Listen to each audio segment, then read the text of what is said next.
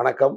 முதல்ல வடக்கன் அப்படின்னு பெயர் வச்சு, பிறகு ரயில் அப்படின்னு பெயர் மாறி, இந்த ரயில் படத்தோட சிறப்பு காட்சிக்கு நான் வந்தேன். முதல்ல எழுத்தாளராக இருந்து இன்னைக்கு இயக்குனரா தன்னுடைய முதல் படத்திலேயே மனிதநேயத்தோடையும் அன்போடையும் ஒரு முன்மாதிரியாகவும் ஒரு படத்தை இயக்கியிருக்காரு. இப்படி ஒரு படத்தை இயக்குறதுக்கே ஒரு பெரிய துணிச்சலும் தைரியமும் வேணும். ஒரு யதார்த்தமான ஒரு படத்தை, குறிப்பாக தென்னகத்து மக்கள்கிட்ட இருக்கக்கூடிய மனித நேயத்தை, சாமானிய மக்கள்கிட்ட இருக்கக்கூடிய மனித நேயத்தை இந்த படம் பேசுது.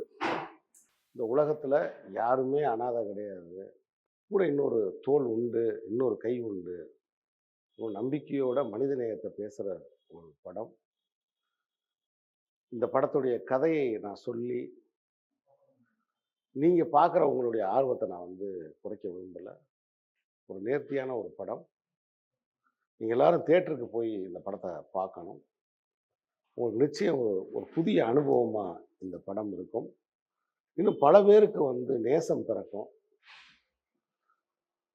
நிறைய பேர் பொய்யான காரணங்களை நம்பிக்கிட்டு பகையை வளர்த்துக்கிட்டு இருக்காங்க.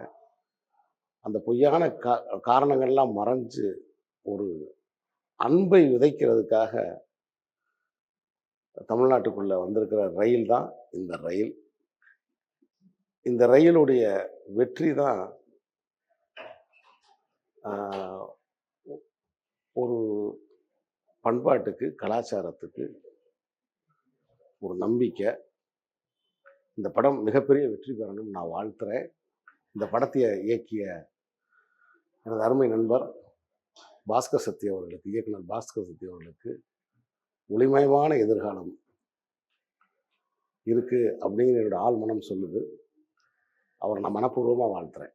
நன்றி சார். Thank you sir. வாழ்த்துறேன்.